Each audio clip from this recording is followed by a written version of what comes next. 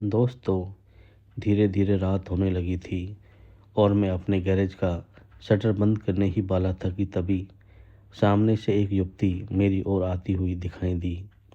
वह स्कूटी चला नहीं रही थी, बल्कि उसे हाथ से धक्का देकर ला रही थी।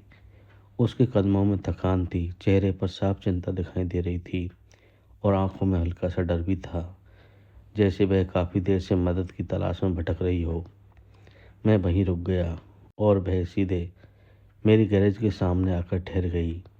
थोड़ी घबराई हुई लेकिन उम्मीद भरी आवाज़ में उसने कहा, एक्सक्यूज़ मी, मेरी स्कूटी स्टार्ट नहीं हो रही है। क्या आप मेरी मदद कर सकते हैं? उसकी आवाज़ सुनते ही मेरा ध्यान पूरी तरह उसकी ओर चला गया। मैंने उसकी तरफ देखा। वह बेहद सादगी भरी लेकिन आकर्षक लग रही थी और उसकी आंखों में एक मासूम सी बेबसी साफ झलक रही थी। और शायद उसी पल मुझे एहसास ही नहीं था कि यह छोटी सी मुलाकात मेरी ज़िंदगी को पूरी तरह बदलने वाली है। नमस्कार दोस्तों, मेरा नाम तुषार है। शहर से लगभग 2-3 किलोमीटर दूर एक मुख्य सड़क के किनारे मेरा छोटा सा लेकिन दिल से खड़ा किया हुआ गैरेज है।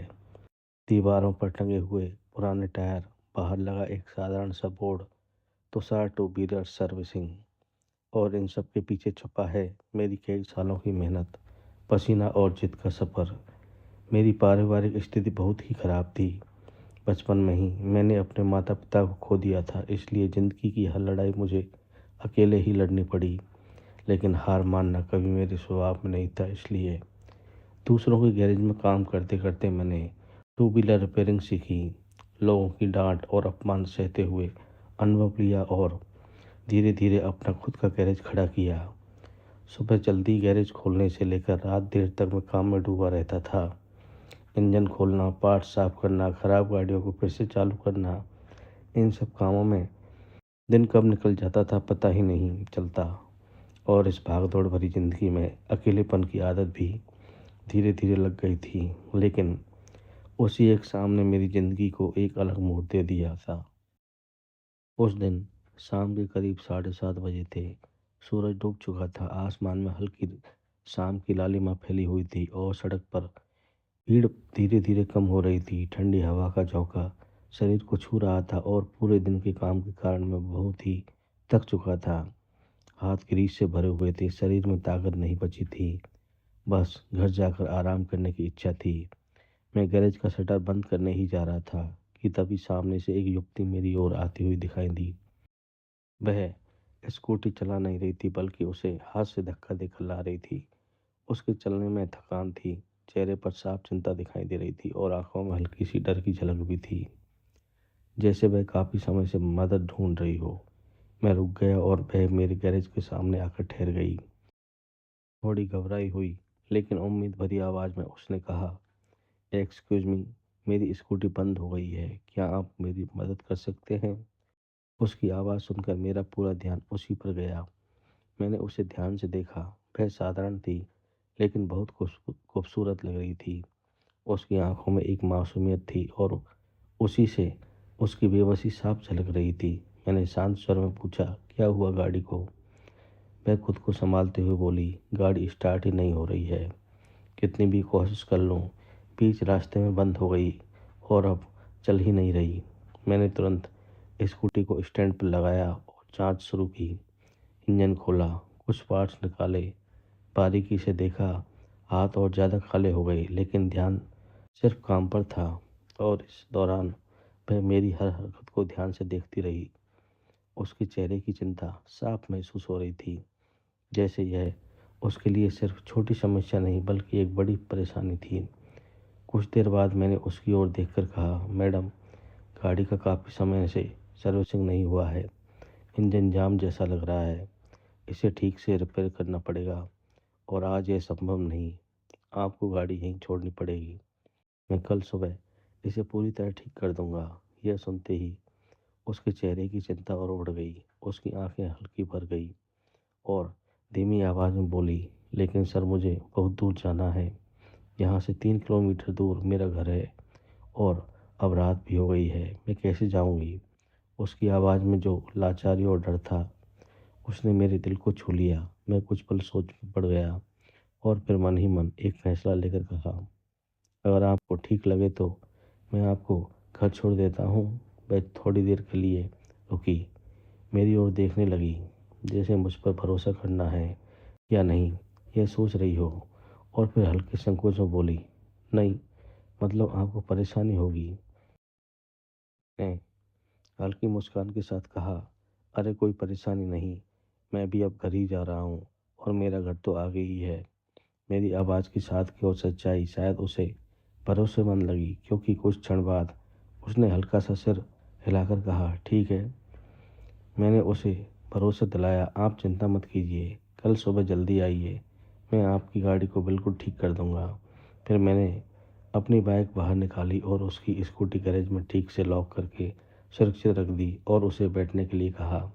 वह अभी भी थोड़े संकोच के साथ दूरी बनाकर मेरे पीछे बैठी। उसके बैठने के उस हल्के से अंदाज से भी उसका संकोच साफ महसूस हो रहा था। और फिर मैंने बाइक स्टार्ट की। उस शांत सड़क पर हल्की रोशनी के बीच हमारा सफ़र शुरू हो गया। उस पल मेरे मन में एक अलग ही भावना पैदा हो गई थी, जैसे ज़िंदगी में कुछ नया शुरू होने वाला है। ऐसी हल्की सी आहट महसूस हो रही थी। एक धुंधली लेकिन मीठी सी उत्सुकता मन में फैल रही थी। सड़क पूरी तरह शांत थी, सिर्फ हमारी गाड़ी की हल्की आवाज़ और ठंडी हवा के झोंके हमारे साथ चल रहे थे। आसमान में फैली हल्की रोशनी और दूर दूर तक टिमटिमाते दियों की चमक के बीच एक अनोखी शांति थी। कुछ देर तक हम दोनों ने कुछ भी नहीं कहा, लेकिन उस खामोशी में एक अलग ही नज़दीकी महसूस हो रही थी, जैसे बिना शब्दों के भी दिल एक दूसरे से बात कर रहे हो। आखिरकार मैंने ही वह खामोशी तोड़ी और धीमी आवाज़ में पूछा, आपका नाम क्या है? वह थोड़ी सी मेरे करीब झुकते हुए हल्के स्वर में बोली, मेरा नाम आकांक्षा है। और तुरंत उसने भी मुझे पूछ लिया, और आपका? मैं एक पल के लिए घबरा गया, क्योंकि अचानक क्या कहूँ यह समझ नहीं आया, लेकिन खुद को संभालते हुए मुस्कुराकर बोला, मेरा नाम दीपक है। उस छोटी सी पहचान ने भी हमारे बीच एक हल्की सी जुड़ाव की शुरुआत कर दी थी। धीरे धीरे हम उसके घर के करीब पहुंच रहे थे और ठीक 3 किलोमीटर पार करने के बाद उसका घर आ गया। उसने मुझे गाड़ी साइड में रोकने के लिए कहा और थोड़ी जल्दी में लेकिन भरोसे के साथ बोली, मुझे कल ऑफिस जाना है, प्लीज़ मेरी गाड़ी जल्दी रिपेयर कर दीजिए। उसके स्वर में अब डर से ज़्यादा भरोसा झलक रहा था। मैंने उसे दिलासा देते हुए कहा, आप चिंता मत कीजिए मैडम, मैं सुबह जल्दी आपकी गाड़ी तैयार करके रखूँगा। ऐसा कीजिए, आप सुबह मेरे साथ ही चलिए, मैं तुरंत गाड़ी दे दूँगा और आप वहीं से ऑफिस जा सकती हैं। वह हल्के से ठीक है कहकर मान गई।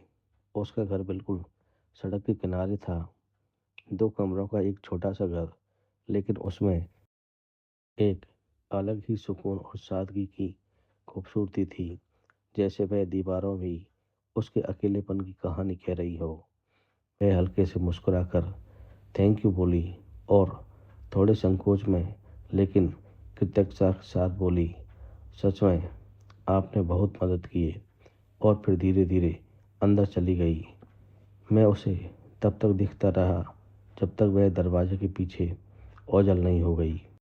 उसके बाद मैंने अपनी गाड़ी मोड़ी और अपने घर की तरफ निकल पड़ा, लेकिन उस रात कुछ बदल चुका था। उसकी नाजुक आवाज़, उसकी भावुक आंखें, उसका साधारण लेकिन दिल को छू लेने वाला मुस्कुराना बार बार मेरे दिमाग में घूम रहा था। नींद तो आई, लेकिन मन लगातार उसी की यादों में खोया रहा। कभी उसके शब्द याद आते, कभी उसकी नज़रें, और कभी वह शांत सफ़र। अगले दिन सुबह मैं हमेशा से बहुत पहले उठ गया, जैसे कोई खास दिन हो।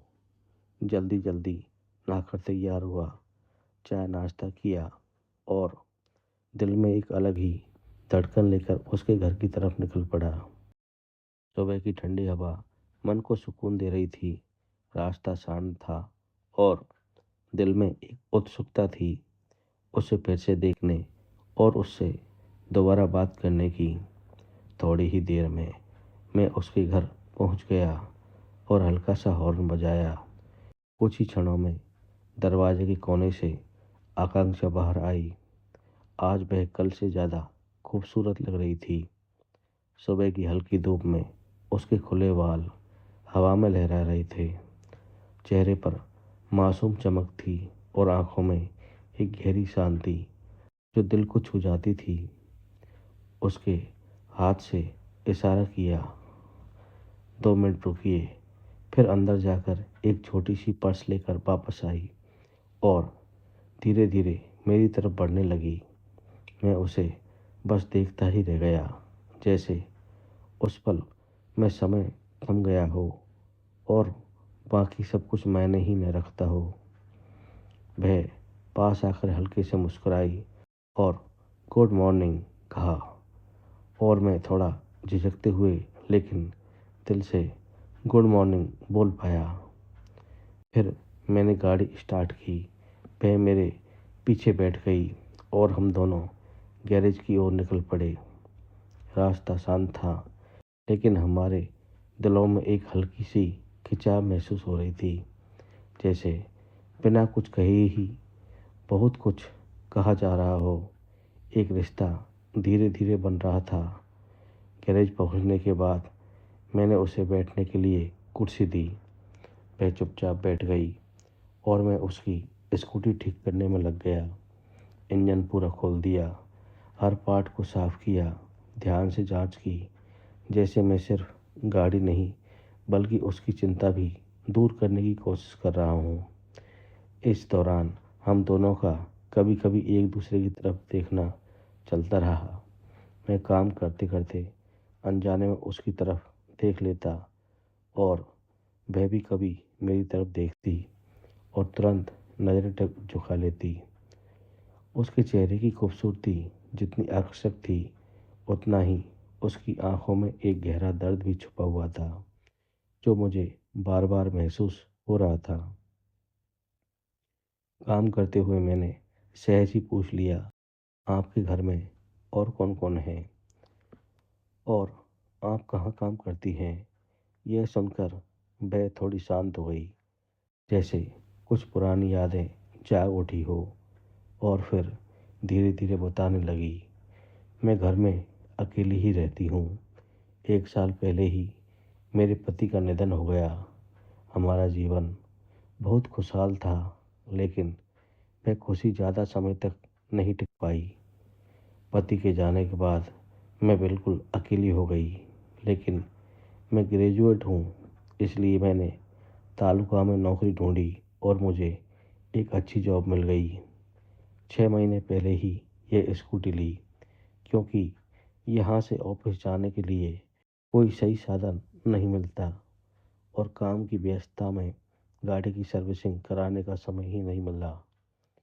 उसकी यह पूरी बात सुनकर मेरे दिल में एक दर्द सा उठ गया। उसके जीवन का संघर्ष, उसका अकेलापन और उसकी आवाज़ में छुपी पीड़ा साफ महसूस हो रही थी।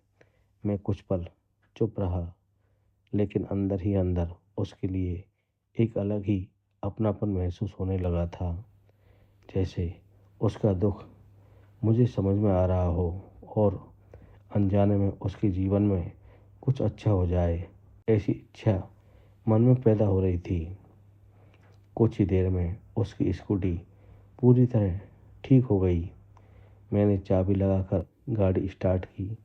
वह तुरंत स्मूथ चालू हो गई। इंजन की आवाज़ एकदम हल्की और स्थिर थी और उस समय सुबह के करीब 9:30 बज रहे थे। मैंने उसे शांत स्वर में कहा, अब गाड़ी पूरी तरह ठीक हो गई है, आप इसे लेकर जा सकती हैं। यह सुनकर वह हल्के से मुस्कुराई और बोली, थैंक यू, बहुत बहुत धन्यवाद। उसके शब्दों में जो कृतज्ञता थी वह सीधे दिल को छू जाने वाली थी, जैसे वह सिर्फ गाड़ी के लिए नहीं बल्कि उस पूरी मदद के लिए आभार व्यक्त कर रही हो। उसने तुरंत अपने पर्स से पैसे निकाले और मेरी ओर बढ़ाए, लेकिन मैंने हाथ से उसे रोकते हुए कहा, रहने दीजिए, पैसे न भी दे तो भी चलेगा। मगर उसने मेरी बात मानने से साफ इनकार कर दिया। वह थोड़े दृढ़ लेकिन प्यार भरे अंदाज में बोली, अरे आपने मेरी इतनी मदद की, रात को मुझे घर छोड़कर आए, सुबह खुद लेने आए, गाड़ी भी तुरंत ठीक कर दी और अब पैसे भी नहीं लेंगे क्या? उसके शब्दों में आग्रह भी था और सम्मान भी।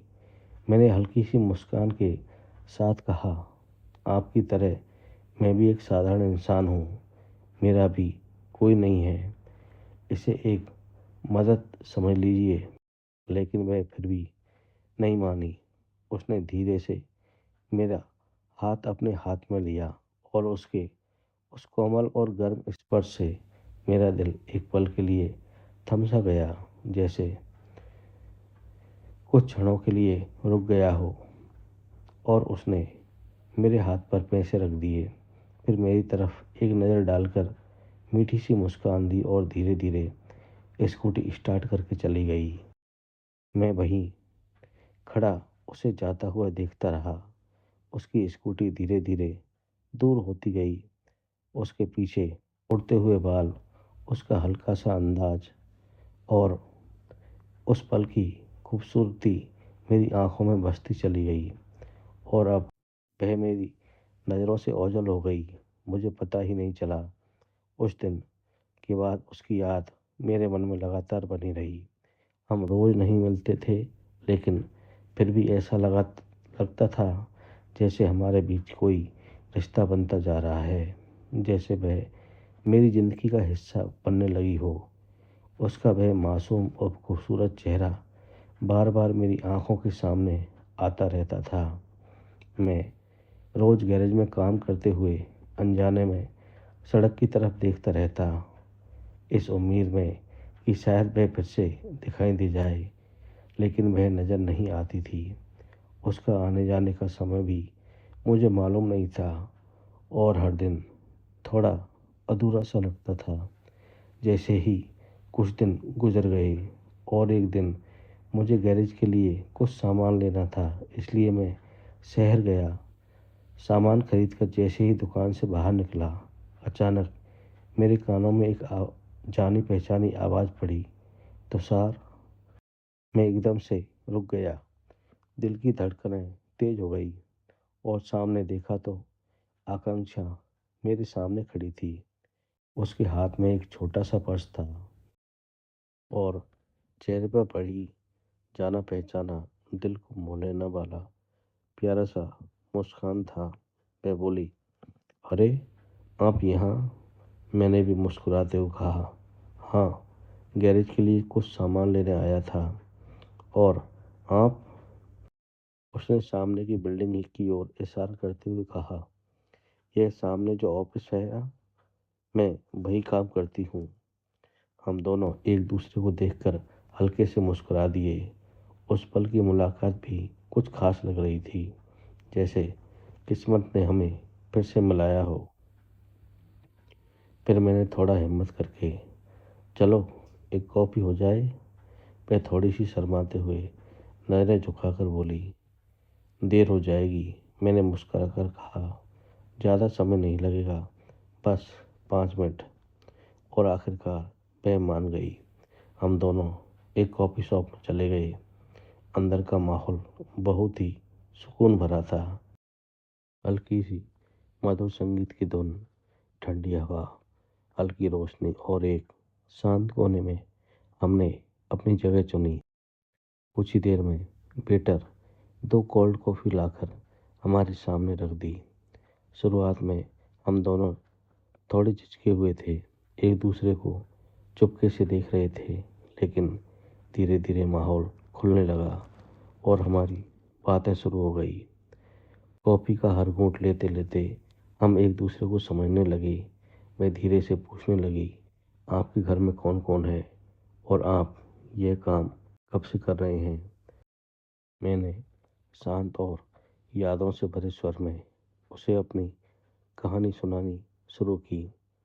बचपन में माता पिता खो दिए, अकेले सब संभालना, दूसरों की गैरेज में काम करके सीखना, लोगों की बातें सहकर खुद को मजबूत बनाना और फिर धीरे धीरे अपना खुद का गैरेज खड़ा करना।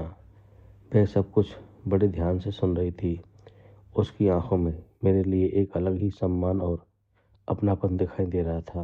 वह बोली, आपने बहुत अच्छा किया। और फिर मुस्कुरा कर पूछा, आपकी अभी तक शादी नहीं हुई?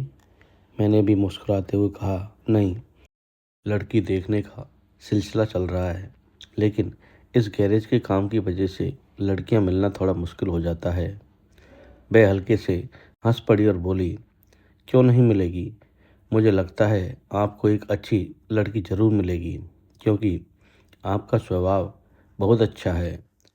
आप जैसे दिल के अच्छे लोग बहुत कम होते हैं। उस दिन आपने मेरी बिना किसी उम्मीद के मदद की। उसके ये शब्द मेरे दिल के अंदर कहीं गहराई तक उतर गए। जैसे उसकी नज़रों में मैं खुद को एक नए नज़रिए से देखने लगा। हम दोनों कुछ पल तक एक दूसरे को देखते रहे और उन नज़रों में एक ख़ास एहसास छिपा था, नज़दीकी, समझदारी और शायद एक नए रिश्ते की शुरुआत।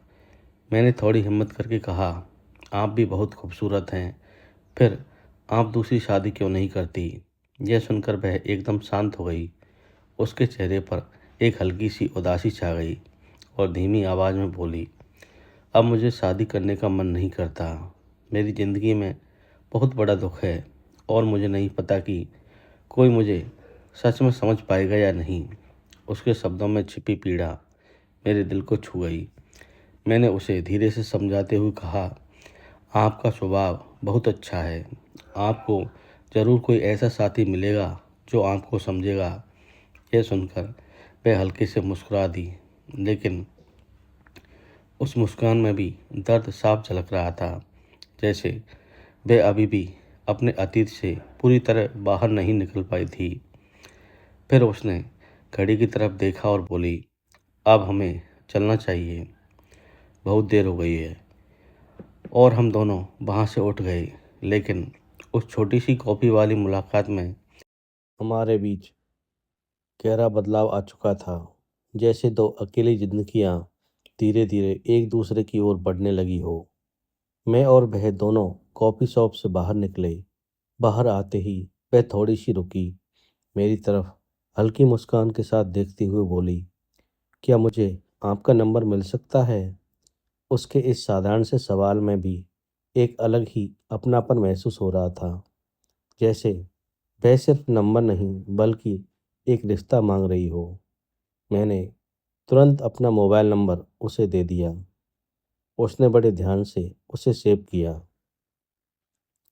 एक बार फिर मेरी तरफ देखा और हल्का सा मुस्कुरा दी। और फिर हम दोनों अपनी अपनी गाड़ियों पर बैठकर घर की ओर निकल पड़े। मैं गैरेज पर रुक गया।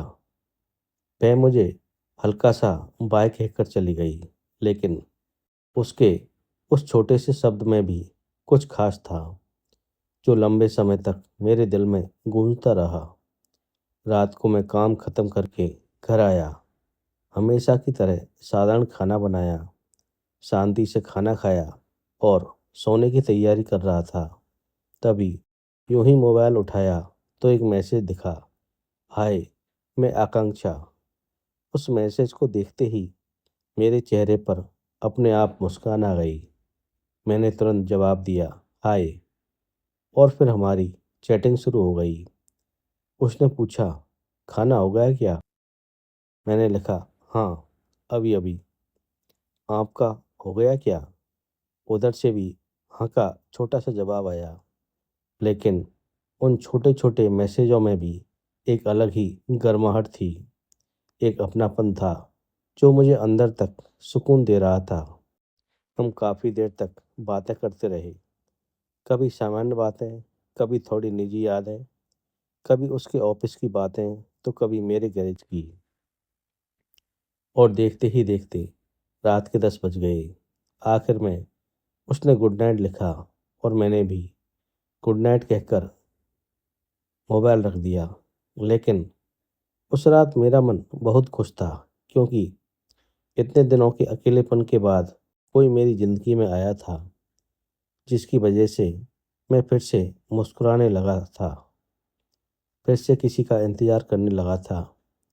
धीरे धीरे दिन बीतते चले गए और हमारी चैटिंग भी बढ़ती गई। हर दिन उसके एक हाय की आदत सी हो गई थी। उसके हर मैसेज का इंतज़ार मेरे दिन का हिस्सा बन गया था। लेकिन एक दिन ऐसा आया जब उसका एक भी मैसेज नहीं आया। सुबह से शाम तक मैं उसके मैसेज का इंतज़ार करता रहा। बार बार मोबाइल चेक करता रहा लेकिन कुछ नहीं आया। आखिरकार मैंने उसे कई मैसेज किए, सब ठीक है ना, क्या हुआ, लेकिन कोई जवाब नहीं मिला। मेरे मन में चिंता बढ़ने लगी। एक अजीब सी बेचैनी महसूस होने लगी। करीब 1 घंटे बाद उसका मैसेज आया, सॉरी, जवाब नहीं दे पाई, मैं बीमार हूँ, थोड़ा बुखार और ठंड लग रही है। यह पढ़ते ही मेरा दिल और ज़्यादा बेचैन हो गया। उसकी चिंता इतनी बढ़ गई कि मैंने एक पल भी नहीं सोचा और तुरंत अपनी बाइक निकाली और उसके घर की ओर निकल पड़ा। दोपहर का समय था, रास्ता शांत था, लेकिन मेरे मन में विचारों का तूफान चल रहा था। मैंने उसके दरवाजे पर दस्तक दी। कुछ देर बाद दरवाज़ा खुला और सामने आकांक्षा खड़ी थी। उसका चेहरा थका हुआ, आंखों में दर्द और फिर भी मुझे देखकर मुस्कुराने की कोशिश कर रही थी। लेकिन मैं मुस्कान पूरी तरह नहीं खिल पा रही थी, जैसे वह खुद को मजबूत दिखाने की कोशिश कर रही हो। मैं अंदर गया और चिंता से कहा, आपकी तबीयत बहुत खराब लग रही है, क्या आप अस्पताल गई थी? वह धीमे स्वर में बोली, नहीं, गाड़ी चला नहीं पा रही हूँ, बहुत कमजोरी है, दवाई ले ली है, ठीक हो जाऊंगी। लेकिन मुझे उसकी बात पर भरोसा नहीं हुआ। मैंने दृढ़ता से कहा, चलिए, मैं आपको अस्पताल लेकर चलता हूँ। वह थोड़ा मना कर रही थी, लेकिन मैंने उसका हाथ पकड़कर उसे बाहर लाया। उसके उस कमज़ोर हाथ का स्पर्श मेरे दिल को और बेचैन कर गया। मैंने उसे अपनी बाइक पर बैठाया। वह चुपचाप मेरे पीछे बैठ गई और मैं उसे अस्पताल ले गया। डॉक्टर ने जांच की, इंजेक्शन दिया, दवाइयाँ लिखी और कुछ समय बाद हम फिर उसके घर लौट आए। अब उसकी आंखों में मेरे लिए एक अलग ही भावना दिखाई दे रही थी। सिर्फ कृतज्ञता की नहीं, बल्कि विश्वास, अपनापन और एक सुरक्षा का एहसास। मैंने उसे बेड पर आराम करने को कहा, दवाइयाँ दी और बोला, अपना ध्यान रखिए, मैं कल फिर मिलने आऊँगा। वह मुझे प्यार भरी नज़रों से देखते हुए धीमे से थैंक यू बोली। उसकी वह नज़र मुझे रोक लेना चाहती थी, जैसे वह कुछ कहना चाहती हो, लेकिन फिर भी मैं भारी कदमों से वहाँ से निकल आया क्योंकि उसके घर पर रुकना मुझे सही नहीं लगा।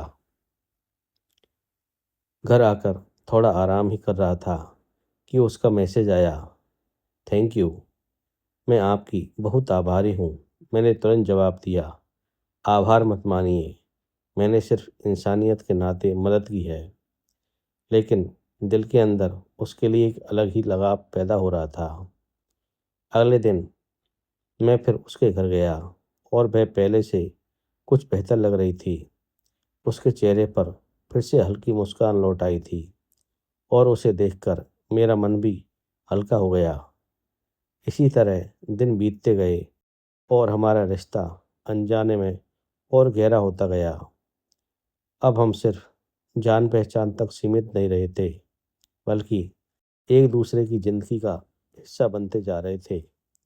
एक दिन मैंने उसे यूं ही मैसेज किया, मेरे घर कब आओगी?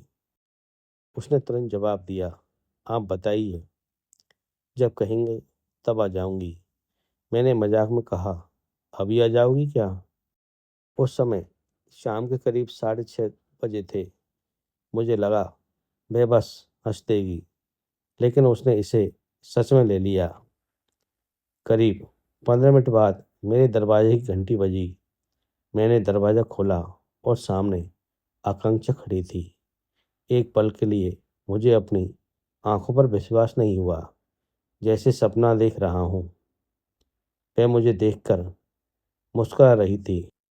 उसकी आंखों में एक अलग ही चमक थी, जैसे वह मुझ पर पूरा भरोसा करके आई हो। मैं थोड़ा चौंक गया, लेकिन खुद को संभालते हुए उसे अंदर बुलाया। धीरे धीरे मैंने उसे अपना घर दिखाया, छोटा सा, साधारण, लेकिन मेरी मेहनत से बनाया हुआ। वह सब देखते हुए बोली, आपका घर बहुत सुंदर है। उसके शब्दों में सच्चाई थी, जैसे वह सिर्फ घर नहीं बल्कि मेरी जिंदगी को समझ रही हो। मैंने मुस्कुराते हुए कहा, मुझे नहीं लग रहा था कि आप सच में आ जाएंगी। मैंने तो यूं ही कहा था, लेकिन अंदर ही अंदर मैं बहुत खुश था, क्योंकि आज पहली बार मेरे उस अकेले घर में कोई आया था और उसकी मौजूदगी से घर में एक अलग ही गर्माहट आ गई थी। जैसे उस घर को भी पहली बार असली घर होने का एहसास मिला हो। फिर मैं उसके लिए चाय बनाने के लिए किचन में गया। गैस जलाते समय, पानी उबालने के लिए रखते हुए और जैसे ही चाय पत्ती डाली, वैसे ही धीरे धीरे पूरे घर में फैलती उस चाय की खुशबू ने माहौल को बदल दिया। और उसी खुशबू में मुझे महसूस हुआ कि आज का यह पल कुछ अलग ही है। यह कोई साधारण दिन नहीं, बल्कि जिंदगी को एक नया मोड़ देने वाला खास पल है। मैं चाय बना रहा था, लेकिन मेरा ध्यान बार बार उसकी तरफ जा रहा था और वह भी चुपचाप खड़ी होकर मुझे देख रही थी। उसकी नज़रों में एक अलग ही ममता, अपनापन और एक अनकही भावना थी, जो शब्दों से कहीं ज़्यादा गहरी थी। वह धीरे से लेकिन दिल से बोली, आज पहली बार कोई मेरे लिए चाय बना रहा है और यह देखकर मुझे बहुत अच्छा लग रहा है। उसके इस साधारण से बैग में भी उसका अकेलापन, उसके दिल की खाली जगह और उस खालीपन में अचानक आई इस गर्माहट का एहसास साफ झलक रहा था। मैं हल्का सा मुस्कुराया, लेकिन दिल की बात कहने की हिम्मत जुटाते हुए बोला, ऐसा क्या आपको जिंदगी भर मेरे हाथ की चाय पीना पसंद होगा? मेरे इस सवाल को सुनकर वह एक पल के लिए बिल्कुल शांत हो गई। उसकी आंखें हल्के से नम हो गई, जैसे उसे यकीन ही नहीं हो रहा था कि मैंने सच में क्या कह दिया। और उस पल घर में एक मीठी सी खामोशी छा गई। सिर्फ उबलती चाय की आवाज़ और हमारे दिलों की धड़कनें सुनाई दे रही थी। हमारी नज़रें एक दूसरे से मिली।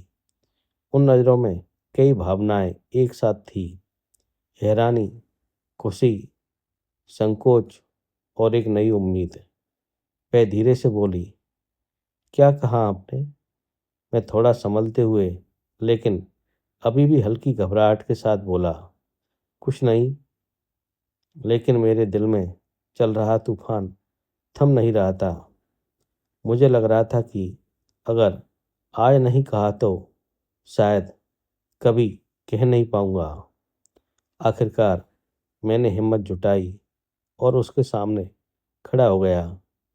उसकी आंखों में देखते हुए शांत लेकिन दृढ़ आवाज में कहा, सच बताऊं तो जब आप पहली बार मेरी गैरेज पर आई थी, तभी से मैं आपसे प्यार करने लगा था। उस पल एक मुलाकात में ही कुछ ऐसा हुआ जिसने मेरे दिल को छू लिया और धीरे धीरे आपके लिए मेरा लगाव बढ़ता गया। आपका सादापन, आपका बात करने का तरीका, आपका चलना, आपका मुस्कुराना, इन सब में खोता चला गया। आप सिर्फ खूबसूरत ही नहीं, बल्कि दिल से भी बहुत अच्छी हैं। और शायद इसी वजह से मैं आपकी तरफ इतना खींचता चला गया। अगर मेरी बात आपको अचानक लगी हो तो मुझे माफ़ कीजिए, लेकिन मैं आपको विश्वास दिलाता हूँ कि मैं आपका हमेशा साथ निभाऊंगा। इसके बाद दोस्तों दोनों की शादी हो गई और वे खुशी खुशी अपना जीवन व्यतीत करने लगे। तो दोस्तों, आपको ये छोटी सी कहानी कैसी लगी, कृपया हमें कमेंट करके ज़रूर बताएं और मेरे इस चैनल को शेयर एंड सब्सक्राइब ज़रूर करें। थैंक यू दोस्तों।